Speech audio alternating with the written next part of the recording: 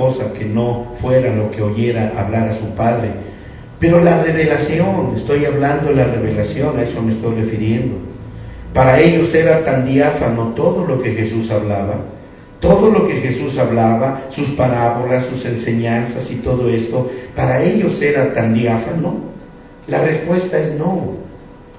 Lo seguían, sí, pero puedo demostrarles, no lo voy a hacer, ustedes conocen su Biblia, pero voy a demostrárselos con algunos 2 o 3 ejemplos, o uno nada más. Cuando ellos iban en aquella barca, donde Jesús dice que estaba cansado, él era hombre, entonces se cansó y estaba acostado en la proa de la barquilla, y empezó un viento recio, y la mar parece que se había desatado y se había enfurecido. Aquellos hombres sintieron tanto miedo. ¿No iba Jesús con ellos? ¿No habían ya visto grandes obras admirables y poderosas hechas, realizadas por el Señor Jesús? Vean eso. Sin embargo, ¿qué cosa pasó? Ahí lo vieron acostado y fueron a despertarlo. Señor, sálvanos que perecemos. Miren, estaban igual que Elías.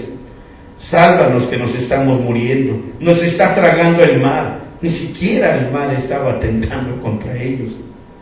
Y el Señor se levanta y reprende primeramente ¿qué cosa? ¿Qué fue lo primero que reprendió? Porque dice la Biblia que reprendió el mar y reprendió el viento. Pero ¿qué fue lo primero que reprendió Dios o el Señor Jesucristo?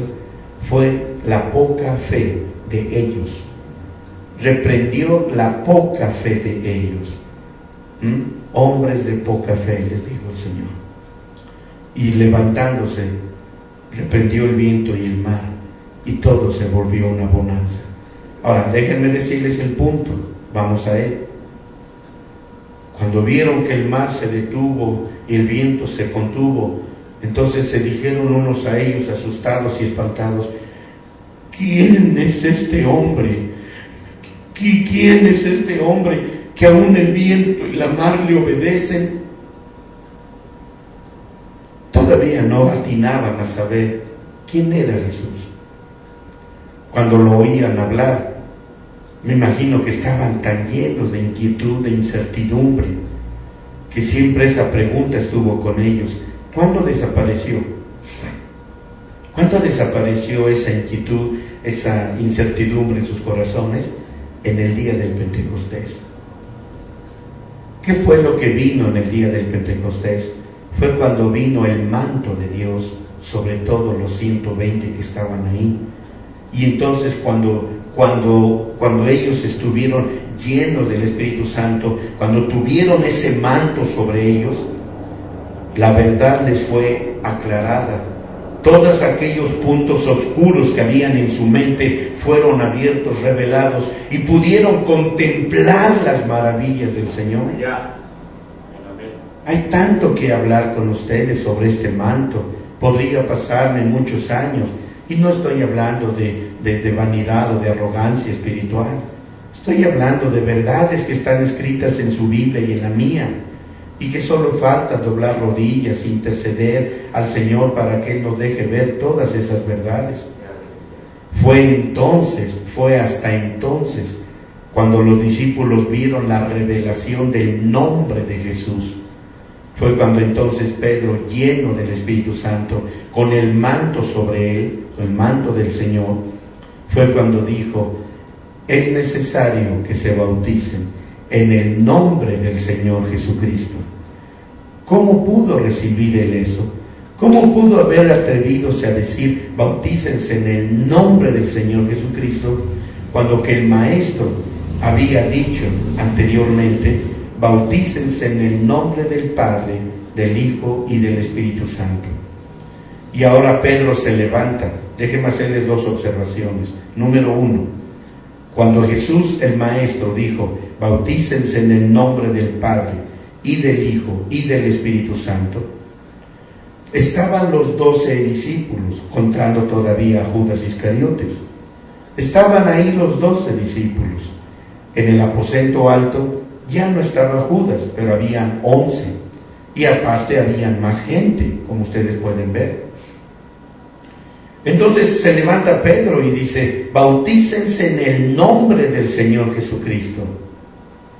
¿Saben ustedes lo que es armonía? ¿Saben ustedes lo que es unidad? Vivir en concordia. Los discípulos en ese momento fueron unidos en una unidad inquebrantable, en una hermandad inquebrantable, en una concordia inquebrantable. Por lo que cuando escucharon los otros 11 a Pedro que dijo: bautícense en el nombre del Señor Jesucristo, no hubo ninguno de los 10, contando a Pedro eran 11, estoy hablando de los restantes. Los otros 10, en ningún momento, ninguno de ellos se levantó y le dijo: oye Pedro, párale ahí, párate ahí, ¿qué te pasa? ¿Qué estás diciendo? ¿Que se bauticen en el nombre de Jesucristo? No, Pedrito, ¿qué te sucede? Nosotros somos testigos que el Señor Jesucristo, el Maestro, dijo: en el nombre del Padre, del Hijo y del Espíritu Santo. ¿Cómo te atreves a torcer las palabras del Maestro? ¿Por qué haces eso? Y los demás pudieron haber dicho: sí es cierto, Pedro, ¿qué te está pasando? ¿Ah? Estás torciendo la Escritura, ¿qué te sucede? Hubo armonía porque todos estaban bajo el mismo manto. Todos estaban bajo el mismo manto. Así que no había, hermanos míos, lugar a discrepancias. No lo había. El apóstol Pablo y los demás pudieron recibir la revelación. Ahora, tan solo el discurso que dio el apóstol Pedro, analícenlo. Pónganse ese manto. Analicen el discurso que el apóstol Pedro dio. Pedro jamás en su vida hubiera podido haber dado un sermón como el que dio. Jamás en su vida. A menos que haya sido, como sucedió en ese momento, que estaba cubierto, que había recibido ese manto sobre él. Fue como él pudo entonces hablar como habló. Y miren las cosas que habló. Chéquenlo en su Biblia, mis amados hermanos. Chéquenlo en su Biblia. Su discurso, sus 2 discursos que él dio. En el primer discurso ganó 3,000 almas. Bendito sea el nombre del Señor. Así que entonces, amados míos, pueden ver la importancia de todo eso. Pero ahora veamos, ¿por qué pasó eso con Pedro y los apóstoles? El resto de ellos. ¿Por qué pasó? ¿Qué vino? ¿Qué vino en el día del Pentecostés? Vino un viento recio, poderoso, Raj. ¿Y qué pasó con ese viento recio? Trajo terremotos con ello. ¿Y qué ocasionó esos terremotos? Que la gente se sacudiera, que la gente brincara. Estas son las manifestaciones del Espíritu Santo, que tuvieran todo eso. Y que saben que estuvo pasando mientras ese viento recio o ese terremoto estaba presente ahí. Escamas y ¿qué otra cosa dije? Escamas y conchas de Leviatán cayeron de los ojos de todos ellos y pudieron ver la realidad de la verdad. Vieron con tanta exactitud lo que Dios tenía en su palabra, en su verdad. ¿Pueden ver eso? ¿Ven cuánto necesitamos nosotros de ese manto del Señor en nuestra vida? ¿Ven cuánto lo necesitamos? Alabado y bendecido sea el santo nombre del Señor. Gracias. Entonces, pueden ver con cuánta plenitud ellos contemplaron entonces la gloria del Señor. Ven ahora, amados míos, por qué es urgente y necesitamos con mucha urgencia ese manto en nuestra vida. Aún hasta de los niños, aún hasta en los pequeñitos, en los niños de la escuela dominical necesitan también ese manto. Nuestros jóvenes en las iglesias necesitan ese manto. Nuestra juventud de hoy en día que se está perdiendo, hermanos, y lo digo con tanta tristeza en mi corazón. Nuestros jóvenes se están perdiendo. Véanlos, mirando al mundo. ¿Por qué traen las costumbres del mundo? Nuestros levitas, los conjuntos musicales en la iglesia se están perdiendo porque están trayendo todo lo del mundo mundanal, pecaminoso, sucio, asqueroso. Lo están trayendo a las iglesias con todos esos ritmos y músicas y modalidades. Vean cómo están trayendo a las iglesias a esas danzarinas con sus pancartas y sus lienzos de telas y todo aquello, y ahí están haciendo sus danzas en la iglesia como si fueran verdaderamente necesario eso en la congregación. Amados míos, cuánta ceguera hay en la iglesia. Leviatán ha extendido, ha hecho grande, no por nada él es llamado dragón, porque la palabra dragón significa extender, hacer grande. Y él ha hecho grande ese manto sobre las iglesias. Él ha hecho ese manto grande, lo ha hecho grande, hermanos míos. Y por eso ha traído tanta ceguera y tanta ignorancia y tantas ignominias dentro de las congregaciones. Y vuelvo a repetirles, se están perdiendo nuestros niños en la escuela dominical, se están perdiendo los muchachos, los jóvenes, se están perdiendo los levitas, se están perdiendo los adultos, los adolescentes, todos ellos, hermanos. ¿Por qué? Y la misma palabra de Dios lo dice: mi pueblo perece porque no tienen sabiduría, porque han perdido la sabiduría de Dios, porque no tienen ese manto. Tan solo basta, mis hermanos, con un ejemplo que les puedo dar.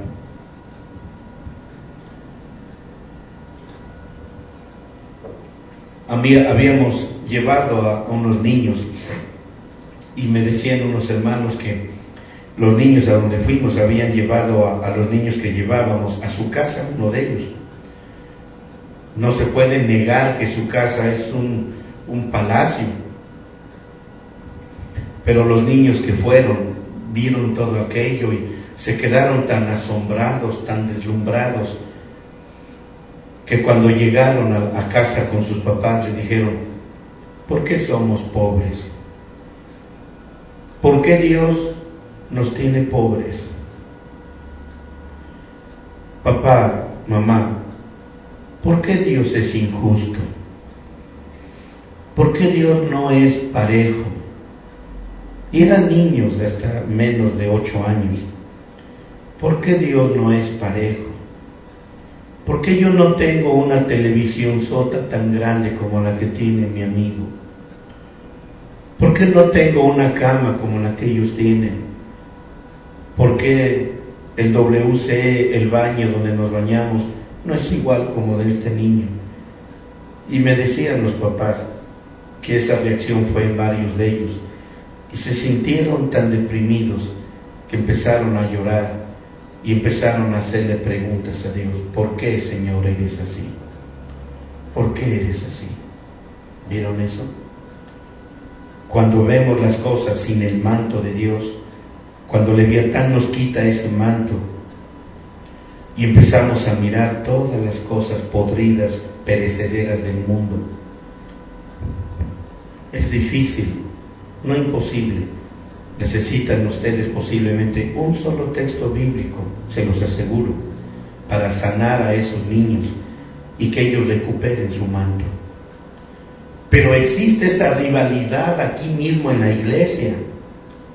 Vienen los niños con sus juguetes, y no son juguetes de esos que venden en los tianguis, de esos juguetitos de 5 pesos, de 10 pesos. Vienen con sus juguetes de 500, 600 pesos. Yo a veces les pregunto a los padres: ¿y este juguete? Se lo compré, hermano, a mi hijo. Le digo: ¿pero te has dado cuenta que nunca diezmas, hijo? Le digo al papá: ¿te has dado cuenta que nunca diezmas? Tu diezmo debe de ser de 100 pesos a la quincena o 200 pesos. Y mira cuánto te duele darle a Dios. A veces nada más se arrugan, ¿verdad? Se quedan así arrugaditos, no dicen nada. Pero bueno, vamos al punto otra vez. Y cuando viene el otro niño con su juguetito de plastilina, hecho por él mismo con la plastilina, y ve al otro niño con su juguete, empieza a mirar al papá y su mirada es tan inquisidora que rápidamente uno se da cuenta que el niño se hace preguntas internas. Aun cuando yo he ido a otras iglesias y llego a la congregación y vemos las cortinas del templo vemos las bancas acoginadas o butacas acoginadas y mullidas, y vemos las cortinas y vemos el piso, las alfombras y todo aquello. La gente simplemente, cuando regresamos, los veo medio callados y dicen: es que nos deslumbró la iglesia.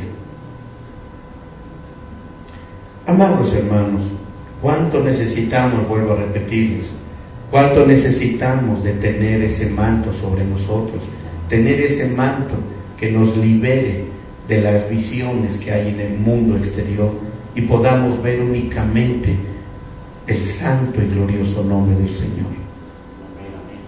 Gloria a Dios. Bueno, mis amados hermanos, esto es tan enormemente grande, maravilloso. Espero poder continuar con esto el día de mañana, si así Dios lo permite, a fin de que ustedes puedan recibir todavía más de esta palabra. Pero ahora solamente quiero enfatizar y dejar enfatizado este punto: el sacudirse en la iglesia, el dejar que el Señor te sacuda con el Espíritu Santo. Esos son los terremotos. Ese es el terremoto. Ese terremoto es rompedor. Ese terremoto es rompedor. ¿Por qué rompedor? Porque rompe todas las visiones, todas las demostraciones que el mundo pagano, mundano hace allá afuera, y destruye esas imágenes en tu vida que te vuelven apático a la misericordia, al amor, a la dádiva de Dios. Que cuando Dios te extiende su mano, ves lo pequeño y dices: esa miseria es para mí, Señor. Y nunca estaremos conformes, porque entonces, como dije al principio del estudio, si entonces viene algo grande, eso tan grande, Señor, ¿tú crees que voy a poder cargarlo? Y nunca estamos contentos. Entonces necesitamos mucho, hermano, de esos terremotos en nuestra vida. Pero muchas veces vienes a la iglesia y estás tan dormido que ni siquiera sabes en qué momento pasó el terremoto. Ni siquiera te das cuenta, estuviste tan dormido durante la predicación que por mucho que la demás gente presintió, sintió, experimentó y se movió y se sacudió por ese terremoto, tú estuviste tan dormido porque tu cansancio es demasiado. ¿Quién te cansa? ¿Quién te cansa? El mundo, tus muchas labores cotidianas. Vas a la iglesia y duermes y estás dormido. Yo he tratado de vencer que no me contagien cuando voy, por ejemplo, al paraíso, cuando voy a ese lugar. Veo a los hermanos casi todos durmiendo y yo parezco que estoy hablando como un loquito. Imagínense si yo me dejo contagiar por ellos, termino también buscando mi rinconcito y donde recargarme, y cuando veamos, ya pasaron las horas, todos estuvimos durmiendo. Y aún así tengo que seguir hablando. De alguna manera confío en el que el subconsciente por lo menos escuchará algo. Pero a veces me siento tan desanimado y digo: ¿para qué ir? ¿Nada más para que duerman? ¿Quién los cansó? ¿Quiénes los hizo cansar? El mundo y sus pasiones, el mundo y todos sus atractivos los hizo reposar y descansar y relajarse para no darles tiempo a que oigan la palabra de Dios. Yo a veces le digo a las personas, me dicen, vienen con un acto de, cierto, ¿por qué no? Así lo puedo decir, con cierta arrogancia, con cierto orgullo: hermano, estuve orando desde la 1 de la mañana hasta las 5 de la mañana, fue maravilloso, estuve orando en contacto con mi Dios. Le digo: caray, hermano, gloria a Dios, eso es bueno. Sí, hermano, cómo no, y se sienten anchos, y cuando ya se sientan a oír la palabra de Dios, es puro dormir, porque no durmieron, dicen ellos, porque estuvimos en oración.